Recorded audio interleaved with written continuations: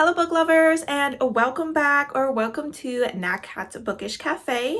Today I'm going to go through my June wrap up for the second half of the month.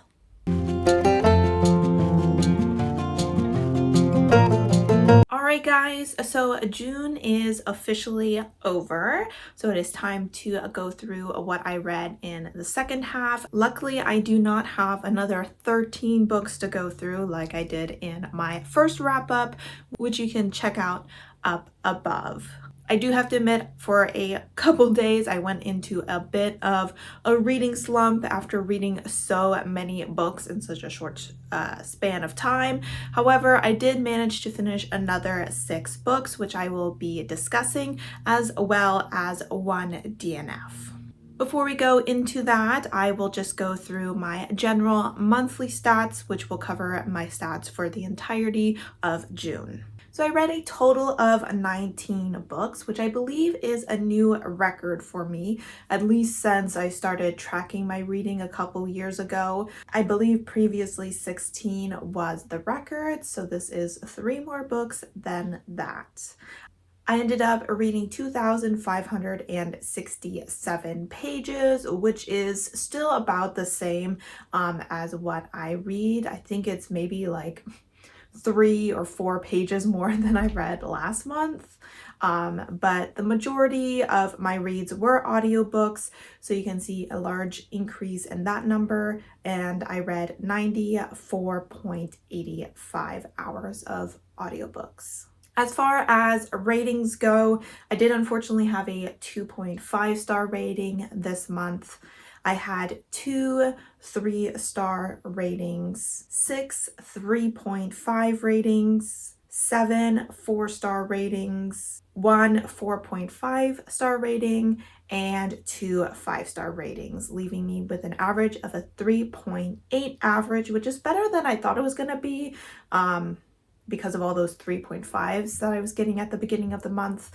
But as always, I did not include my DNF in that because I do not rate it. All right, so we're gonna go ahead and jump right into my reviews, starting with the DNF.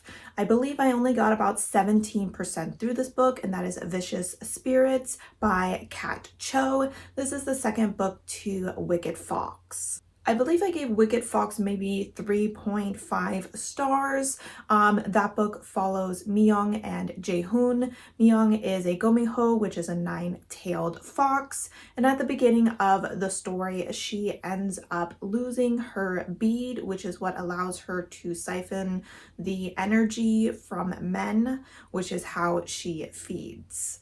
Jae-hoon ends up touching this bead, which causes the two of them to have a connection, and they start working together to try to find a way to get her bead back into her. With that book, one of the issues that I had was that I had trouble connecting to the characters until the very end, and then I started to enjoy reading from their points of view, and so I was excited for book 2 now that I actually genuinely like the characters.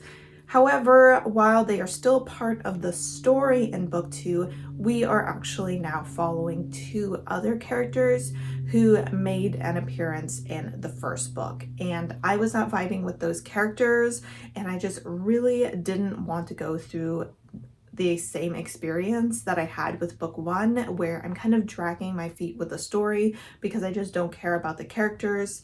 And so I decided to DNF it. I just wasn't feeling it. One of the other reasons was the male character was also a mystical being.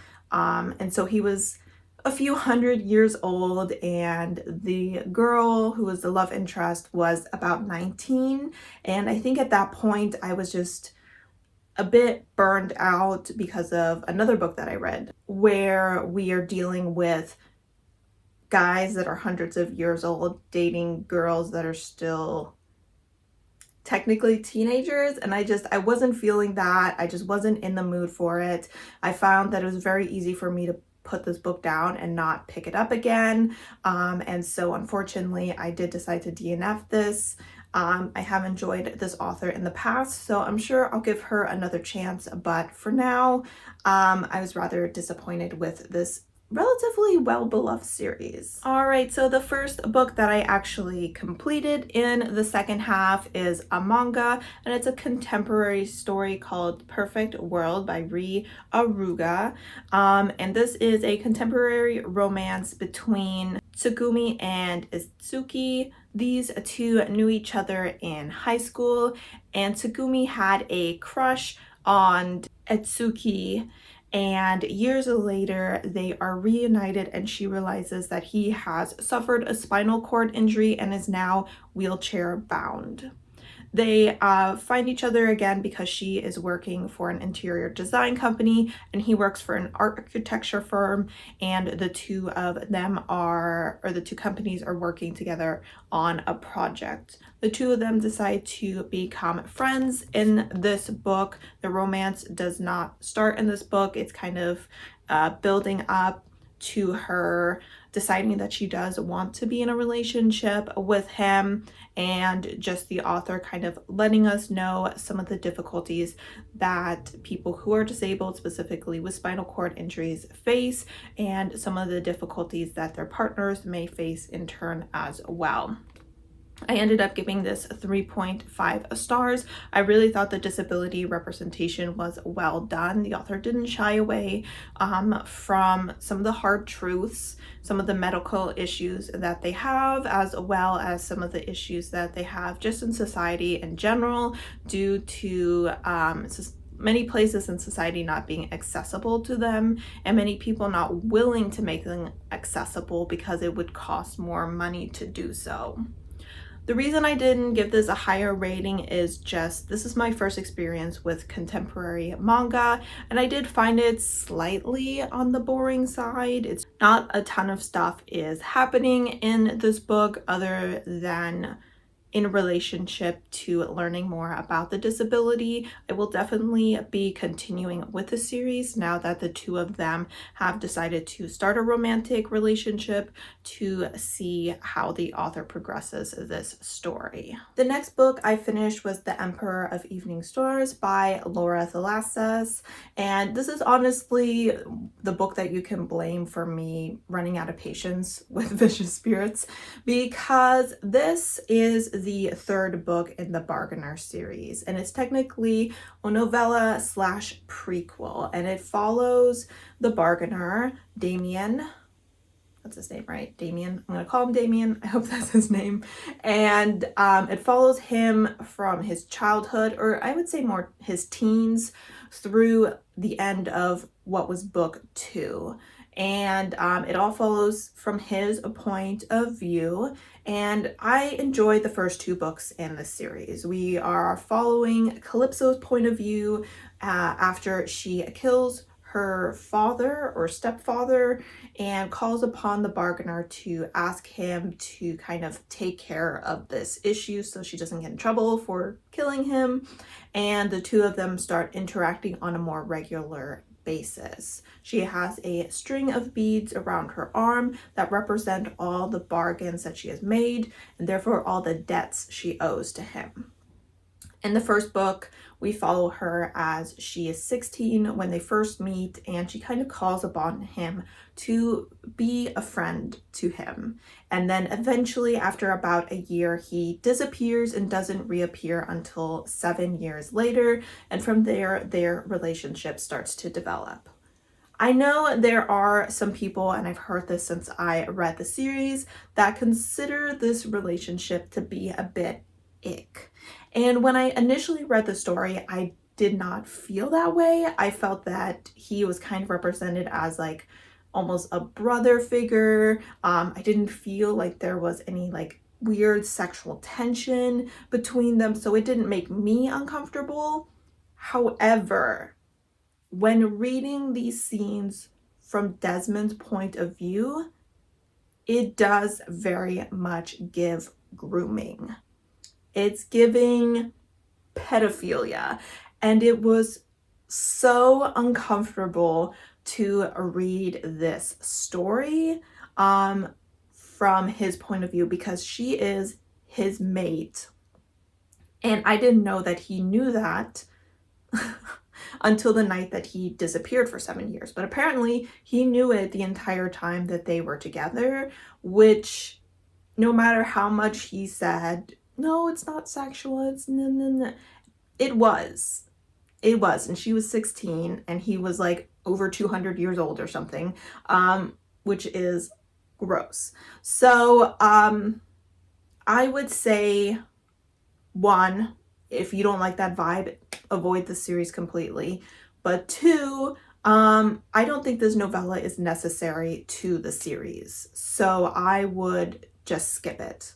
I wouldn't read it because it definitely gives you the major ick factor. And I ended up only giving it 2.5 stars. It seems like a slightly high rating, like I should be giving it 1 star or something, but I did enjoy the time together they spent after she was of age, after she was of a legal age. And Calypso is just a character I really enjoy, which is why I will be continuing with the last and final book in the series. But Desmond is definitely a love interest who I do not support in the slightest. All right, and after reading that terrible book, I ended up getting another 5-star, and that is from We Could Be So Good by Cat Sebastian.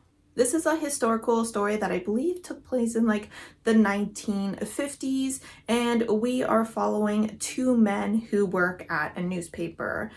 One of them is a journalist there, and his name is Nick. And the other one is actually the son of the owner of the newspaper who's supposed to eventually take over the newspaper, and his name is Andy. And Andy is a bit of a mess, a bit of a klutz. You know, everything he does, he seems to lose his keys on the way and get his tie stuck in a drawer somewhere.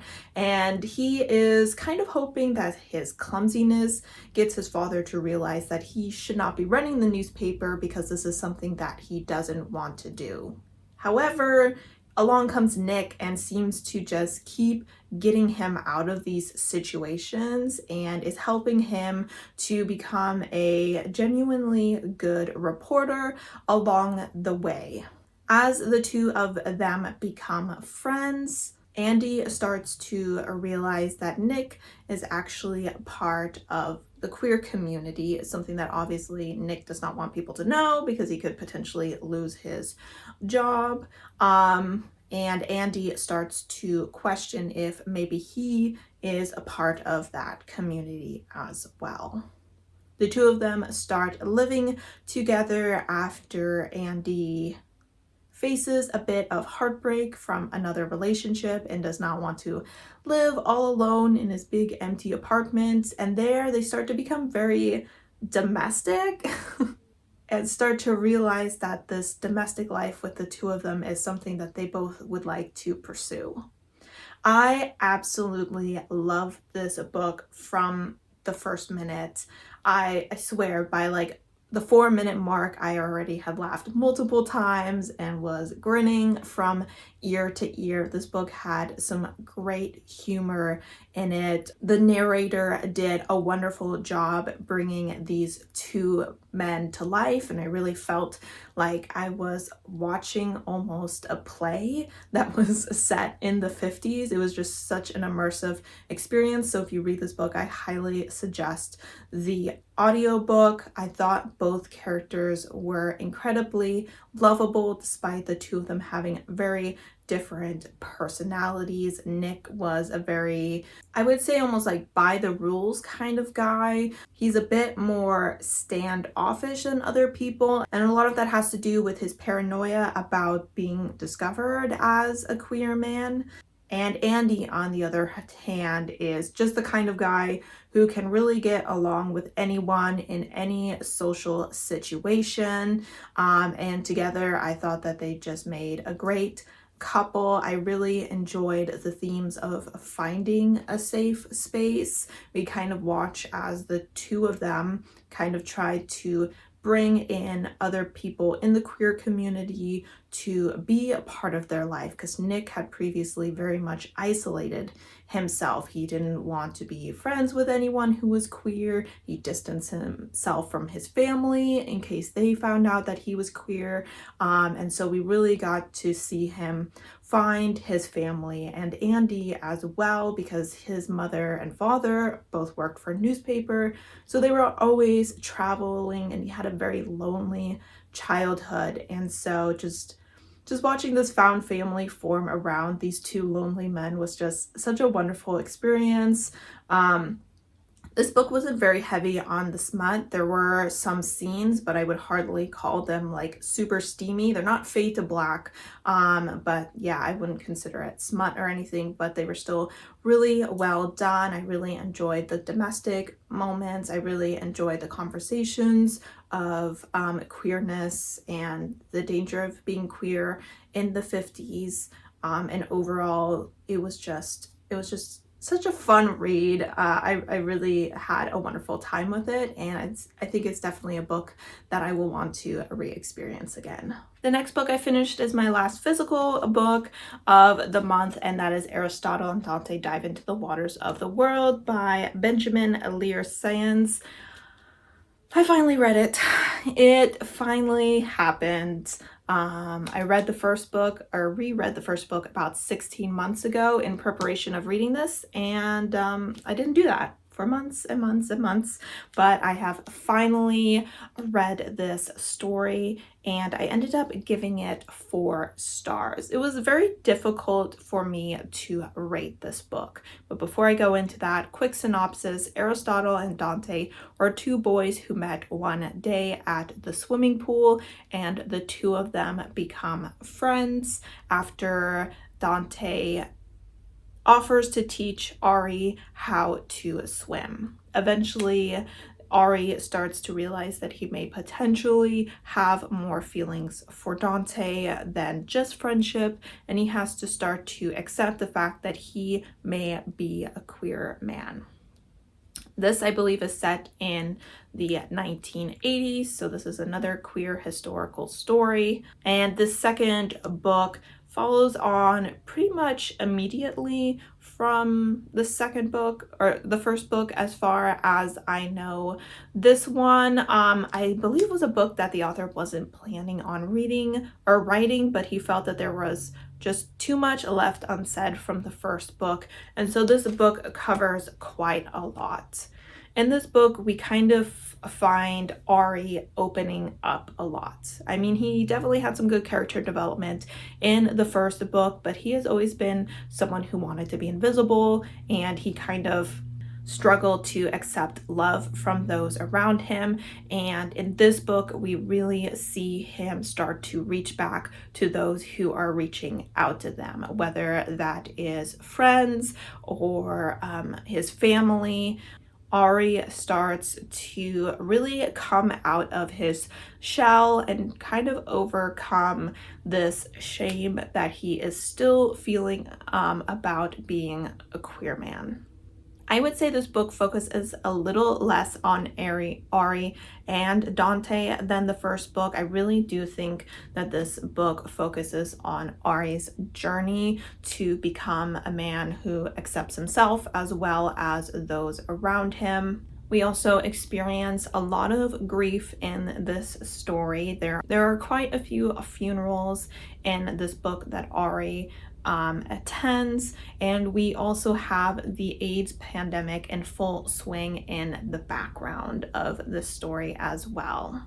One of the reasons that I kind of went back and forth on this rating is because the emotional impact of this book was definitely there. This book made me cry a couple of times, so it definitely had a huge emotional impact on me.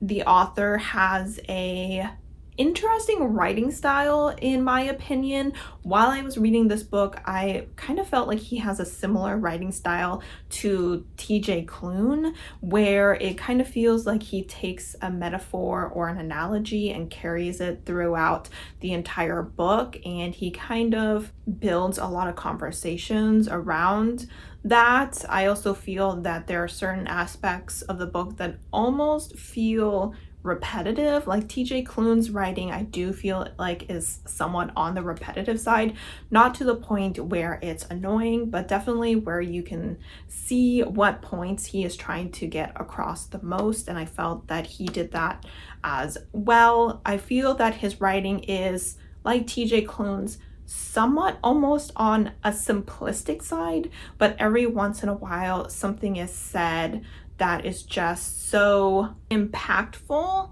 that the simplicity of the statement adds even more meaning to what is being said, because it's not drowned out with flowery writing or anything like that. So I would say that if you like TJ Klune's writing, that you should definitely check out these books, because they kind of have similar vibes to them. Some of the reasons that I couldn't give it a full 5-star is just because I didn't agree with some of the things that the characters were doing, and the way that at times the characters reacted to certain situations. And that took me out of the story a little bit.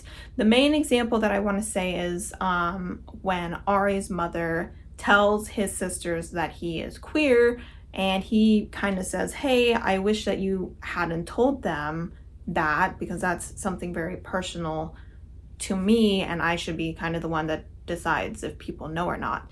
And she said, no, that's not the case. I'm your mother, and these are my children, and I have the right to tell my children anything I want about my other children. That's essentially what she was saying. And that's not the case. That's not how it works at all.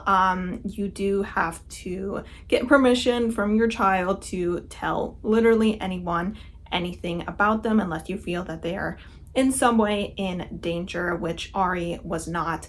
So there was just certain handling of situations in this book that I was opposed to, so I was only able to give this 4 stars, which is still a great reading. I did put some tabs into this book, so there was definitely some lines in here that I really enjoyed, and I'm glad I finally got to it. So yay. My next book that I read was Cafe Con Leche by Emery Lee. This book is actually on my July TBR. In fact, the next book I'm going to talk about is on my July TBR as well, so got a little bit of a head start on that. But this book was me giving Emery Lee a second chance, because I had DNF'd their previous book, which was called Meet Cute Diaries, I believe.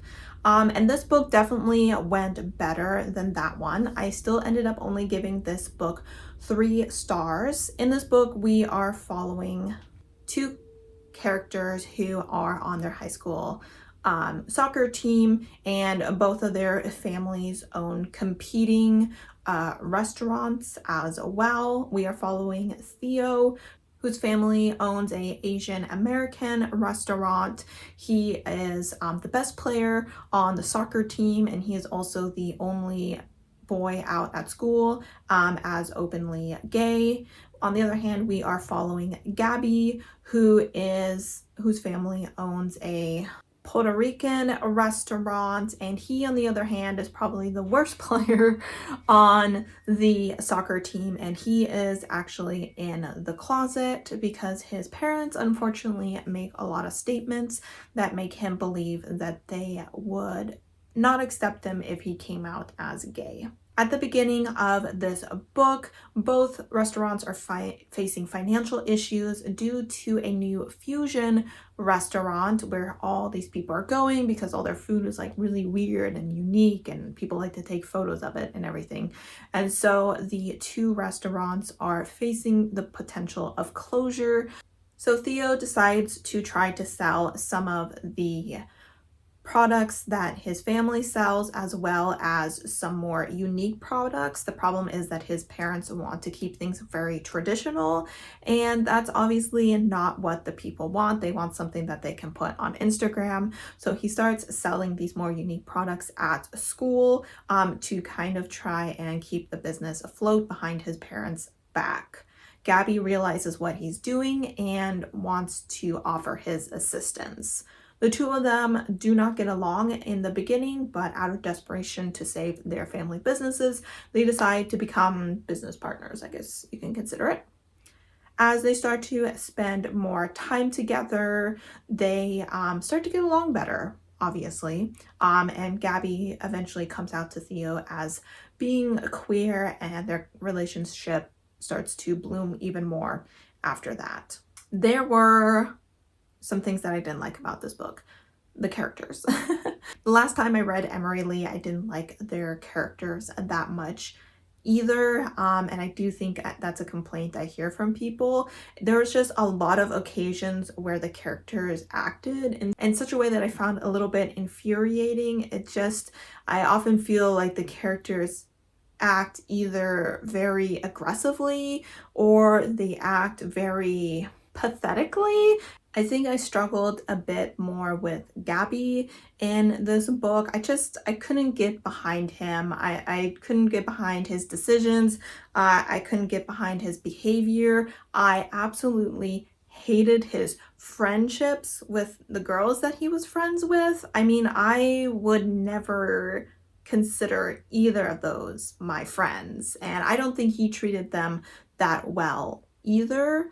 And their communication was absolute crap. So I absolutely hated the friendship aspects of this. Theo and his friend didn't like that relationship either. So I think Emery Lee really needs to work on developing nice, healthy friendships, because that did not happen in this book whatsoever. The one thing I really did enjoy about this book is that both boys were facing some issues with their families. And I thought that by the end of the book, those issues were handled really well. So that's kind of what gave this a higher rating. But everything else about the book was either middle of the road or I just didn't like. So I'm not sure if I'll read anything else from this author, to be honest. I am a pretty character-driven person, and the fact that their characters just don't seem to work for me may just keep me away. All right, and the final book, we ended on a high note. I ended up reading The Honeys by Ryan LaSala, and this is a queer YA horror. In this book, we are following Mars, and they are gender fluid, so they use he, him, they, them, she, her pronouns, kind of depending on how they are feeling. I'm going to refer to them as they, them pronouns throughout this review, just to encompass everything. In this book, at the beginning of this book, their sister dies a rather violent death, and Mars suspects that the summer camp she goes to each year has something to do with this. Their sister attended a private camp that they used to go to as well, but they ended up having a issue with the camp due to their gender queerness, and so they no longer attend.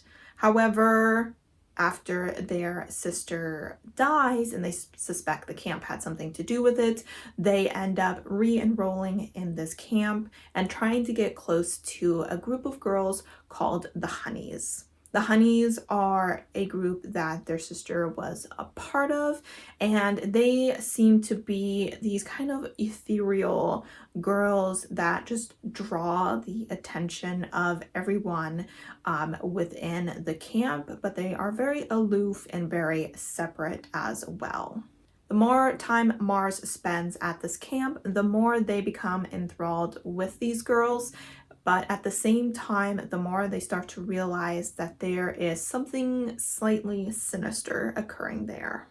I am finding that I really enjoy horror that involves nature elements to it, and because the girls work with honey and work with bees, that does play a decent part in the horror of the story, and I really enjoyed that aspect of it.